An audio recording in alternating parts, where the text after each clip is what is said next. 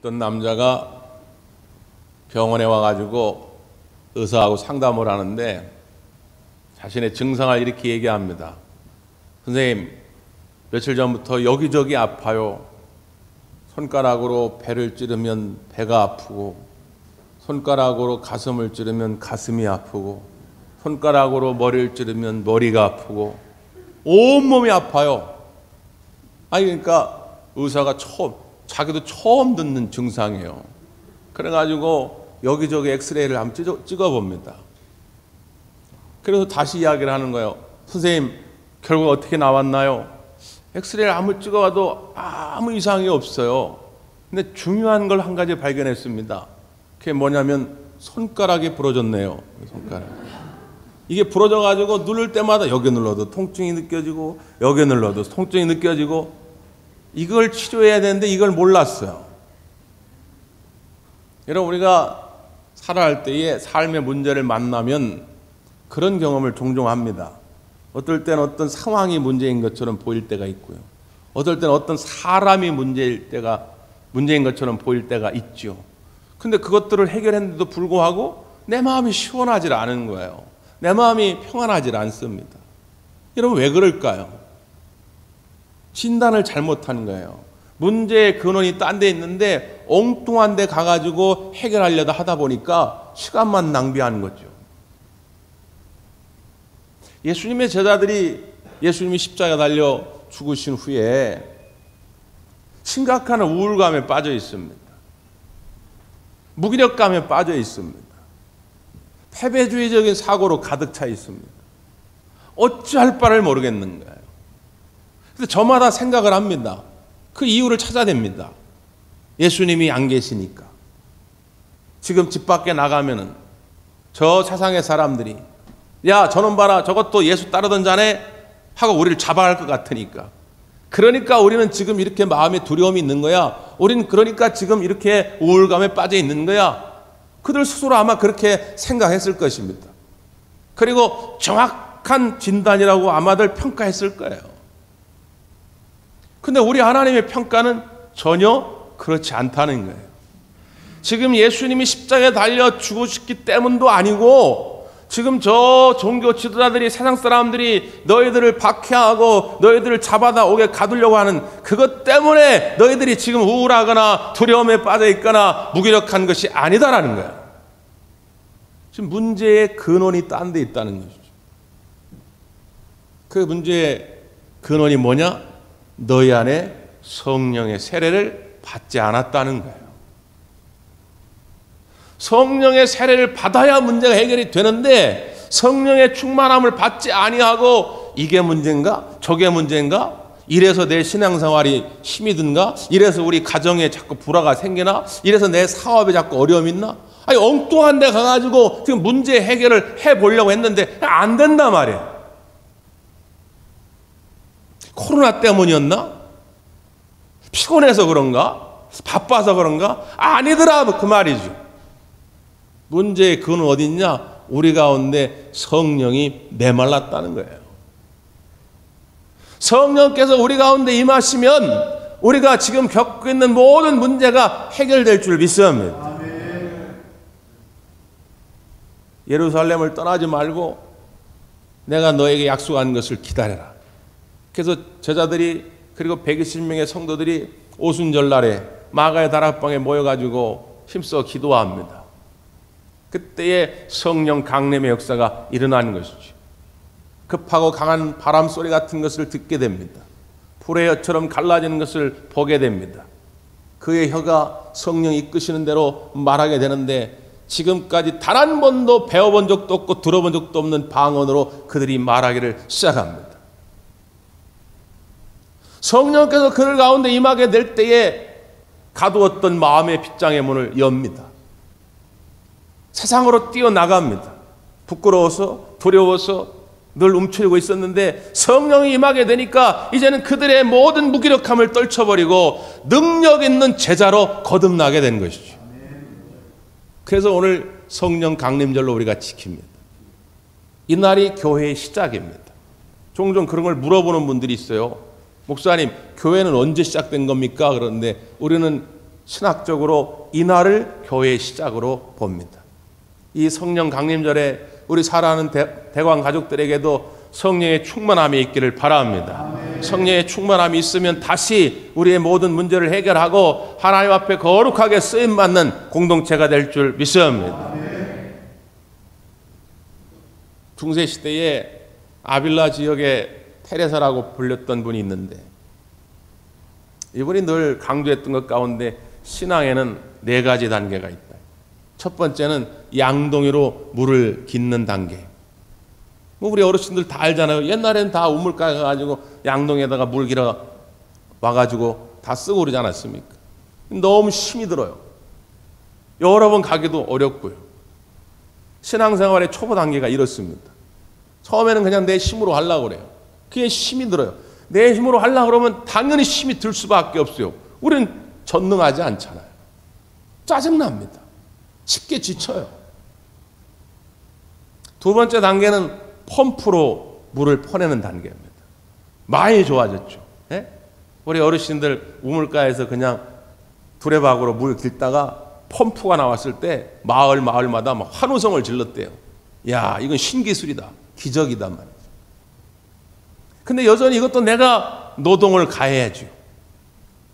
신앙생활에도 이 두 번째 단계가 있습니다. 교회를 좀 다니다 보니까 이제 좀 요령이 생겨요. 처음에는 기도가 뭔지도 몰랐는데 대충 이제 기도도 좀 할 줄 알게 되고 찬송도 조금 부르게 되고 예배 시간이 어떻게 흘러가는지는 좀 알게 돼요. 그러나 여전히 내 의지가 꺾여 있지 않습니다. 내 힘이 남아있어요. 그러니까 자꾸 사람들의 판단을 기다립니다. 아, 목사님 왜 나를 알아주지 않지?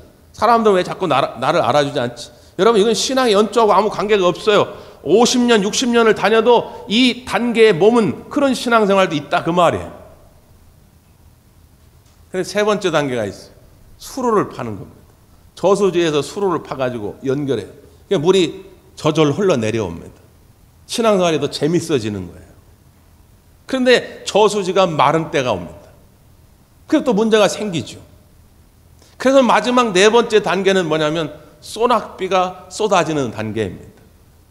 아하, 내가 양동이로 물을 길어도 펌프질을 해도 수로를 뚫어도 물이 다 메말라 버렸는데 하늘에서 갑자기 소낙비가 내려지기를 시작하니까 모든 가뭄이 해갈이 해결되는 거예요. 이게 신앙의 은혜의 단계입니다. 나중엔 주님 앞에 두 손 들고 나오는 거예요. 아이고 하나님, 이거였군요.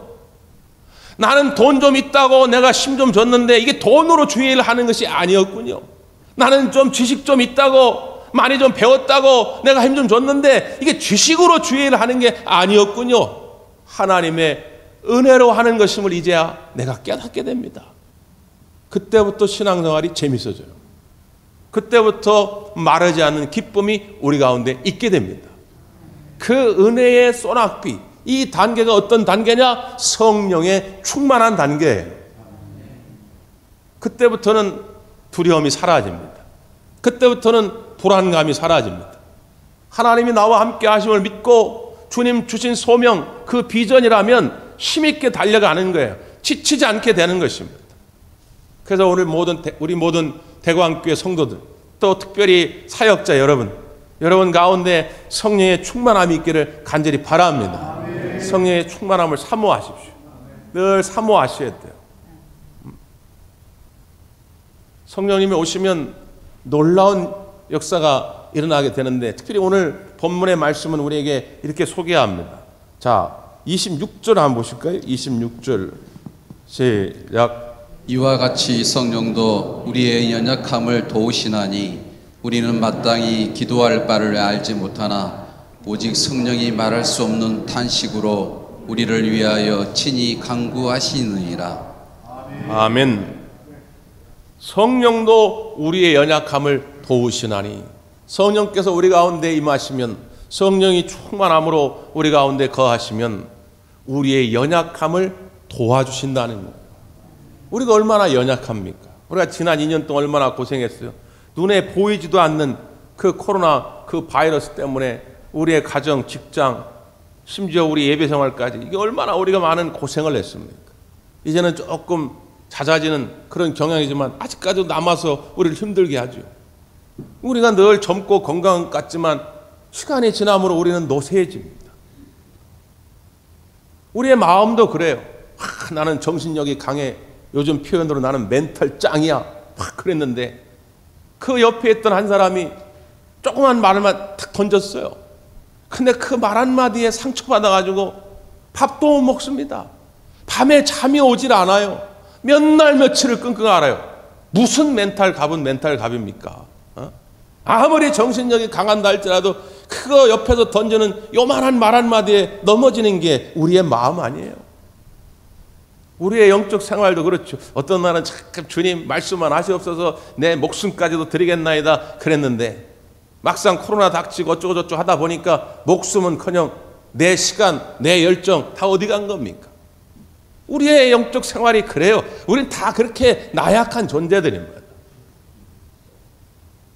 그런데 여러분, 감사한 것은 우리의 그 연약함을 우리 하나님이 나무라지 아니하시고 다시금 품어주시고 우리를 도우시려고 성령님을 보내신 줄 믿습니다. 야, 너 왜 그밖에 안 되냐? 야, 너는 이제 끝났어. 우리 하나님은 그러신 분이 아니다 그 말이에요. 우리의 연약함을 이미 알고 계세요. 그 연약함을 그대로 주님 앞에 가지고 나올 때에 성령께서 우리를 도우신다 그 말.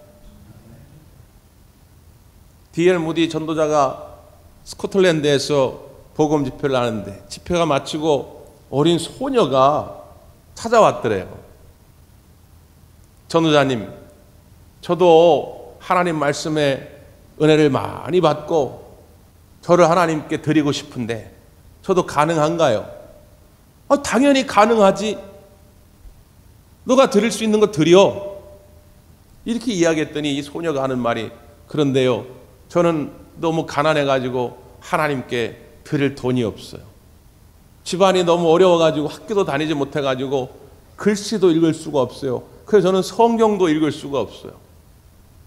또 잘 먹질 못해가지고 몸이 허약해가지고 자주 아파요. 그런데 이런 나를 하나님이 받으실까요? 당연하지. 네 있는 모습 그대로 하나님께 드려라. 하나님은 받으실 것이다. 그리고 무디와 전도자 일행이 이 소녀를 위해서 간절하게 기도해 줍니다. 이 소녀가 이렇게 기도해요. 하나님, 내 모습 그대로 받아 주옵소서. 이걸 보고 옆에서 있던 엘리자라고 하는 여사가 가사를 쓰죠. 그리고 옆에 있던 생키라고 하는 음악 목사가 곡을 붙입니다. 그래서 탄생한 찬송가 곡이 내 모습 이대로 주 받아 주소서. 날 위해 돌아가신 주 날 받아 주소서. 이 찬양이에요. 내 모습 이대로 날 받아 주소서. 여러분, 그렇게 기도하시면 하나님 있는 모습 그대로 받으실 줄 믿습니다. 자, 일단 하나님이 받으셨어요. 그러면 연약한 모습 그대로 두는 것이 아니라 그 연약함을 능력 있게 만들어가지고 하나님의 거룩한 일꾼으로 세워간다 그 말이에요. 근데 어떻게 성령님이 도우시느냐? 그 26절 후반부에 이렇게 돼 있죠. 우리는 마땅히 기도할 바를 알지 못하나 오직 성령이 말할 수 없는 탄식으로 우리를 위하여 친히 간구하시느니라. 도우시는데 뭘 도와주신다고요? 우리의 기도를 도와주신다 그 말이에요. 왜 우리의 기도를 도우실까요? 기도가 전부이기 때문에 그렇습니다. 기도가 모든 문제를 해결하는 능력이 되기 때문에 그런 거예요. 기도의 문제가 해결되면 우리의 가정에, 우리의 직장에, 우리의 신앙생활의 모든 문제가 해결될 줄 믿습니다. 그래서 기도를 도와주시는 거예요. 마땅히 기도할 바, 그랬습니다. 마땅히 기도할 바가 있다는 거예요. 근데 이걸 몰라요, 우리가. 너무 힘들 때. 너무 힘들면요, 마땅히 기도할 바도 잘 떠오르질 않아요. 그저, 아이고, 주여, 이거밖에 안 떠올라요. 또 때론 내 마음이 너무 분주할 때, 이것저것 생각이 너무 많아. 그럴 때 어떻게 기도해야 할지를 또 몰라요. 그러나 어쨌거나 이런저런 이유로 우리가 마땅히 기도할 바를 잊고 있을 때에 성령님이 오셔서 그걸 떠오르게 해주신다는 거예요. 우리의 기도를 이끌어 가신다는 거예요. 그런데 참 재미있는 표현을 썼어요. 말할 수 없는 탄식으로 이랬습니다. 성서학자들은 이거 가지고 논쟁을 많이 해요. 근데 우리는 논쟁할 게 없어. 그냥 있는 그대로 받아들이면 돼요. 여러분, 이게 무슨 뜻일까요? 성령님이 우리를 기도를 도우시는데 말할 수 없는 탄식으로 친히 간구하신다는 거예요. 말할 수 없는 탄식으로. 어떤 뜻일까요?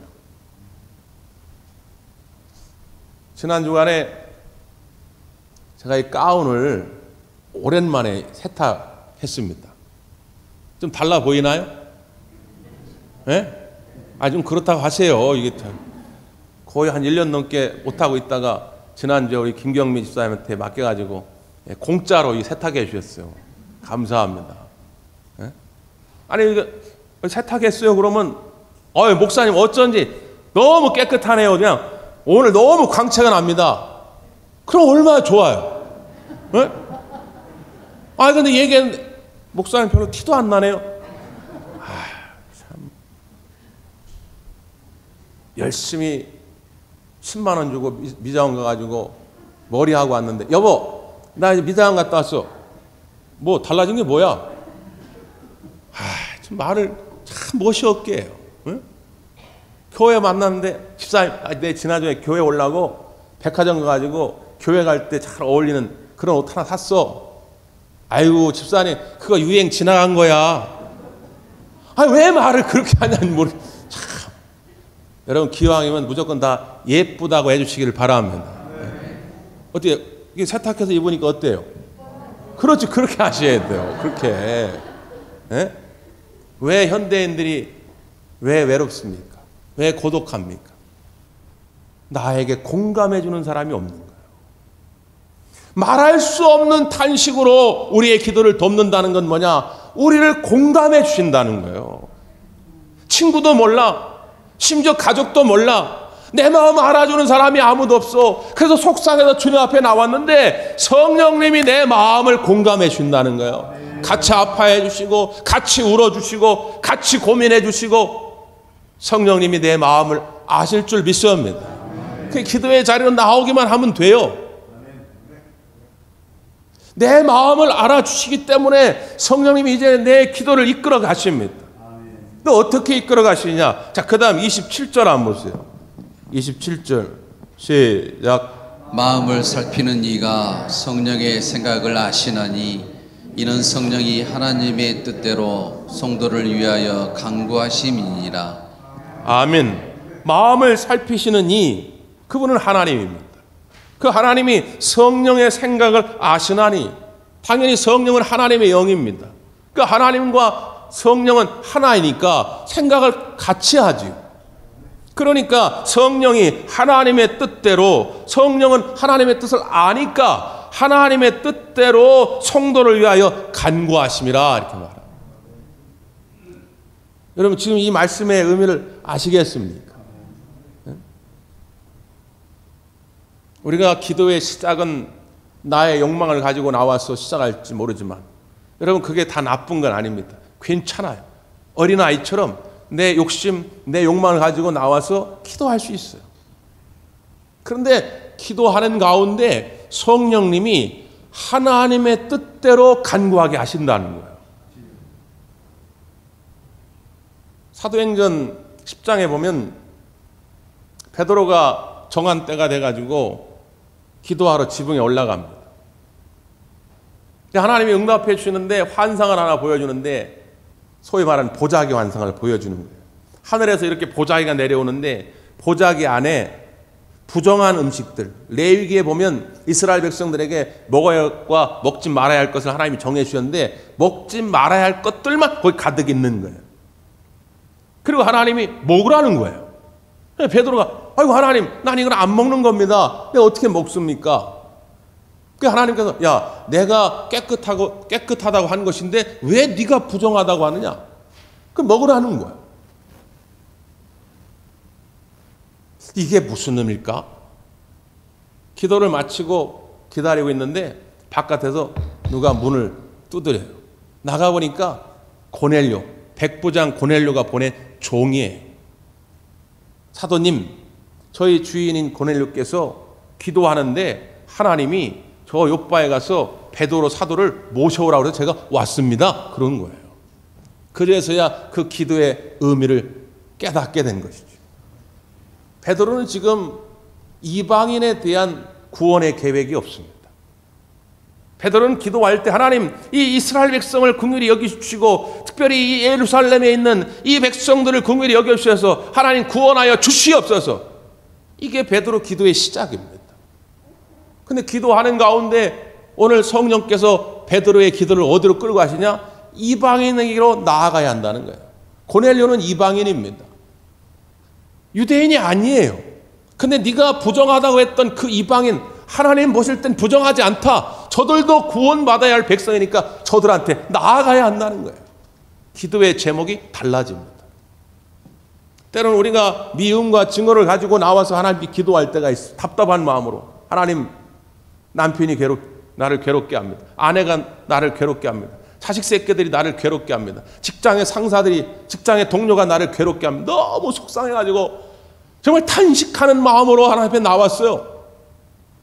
근데 한참을 하나님 앞에 나의 억울함과 속상함을 막 아뢰는데 나중에 보니까 어느덧 하나님이 내 입술을 통해서 하나님, 그래도 내 남편 축복하여 주옵소서. 하나님, 내 아내 하늘의 복으로 채워 주옵소서. 하나님, 내 자식들 잘되게 하여 주옵소서. 내 기도가 바뀌어져 가고 있다는 거예요. 성령께서 우리를 하나님의 뜻대로 간구하게 하신다는 것입니다. 사도행전 16장에 가보면 사도 바울이 소아시아 전도를 해서 기도하잖아요. 많은 걸 준비합니다. 그런데 뭐라고 성경이 말하고 있느냐? 그가 아시아로 가서 전도하려고 할 때마다 예수의 영이 허락하지 아니하신지라. 아니, 이런 말씀이 어디 있어요? 전도하러 가겠다는데. 소아시아 지역은 지금의 이제 터키, 시리아 지역인데, 전도하러 가겠다고 하는데 예수의 영, 성령께서 허락하지 아니하셨다는 걸 번번이 실패합니다. 이게 무슨 의미일까? 근데 그날 밤 환상 가운데 하나님이 뭘 보여주시죠? 저 마게도냐에서 마게도냐 사람이 막 손짓을 하면서 우리한테 와서 제발 우리를 좀 도와주세요. 부탁을 합니다. 마게도냐는 지금의 남유럽입니다. 유럽 사람들이 도와달라고 아우성 치는 거예요. 즉각적으로 바울은 순종합니다. 여러분, 기도의 시작은 소아시아로 가는 그 계획을 위해 바울이 기도했지만 결국 기도의 결말은 어떻게 났어요? 저 남유럽으로 나아가게 된 거예요.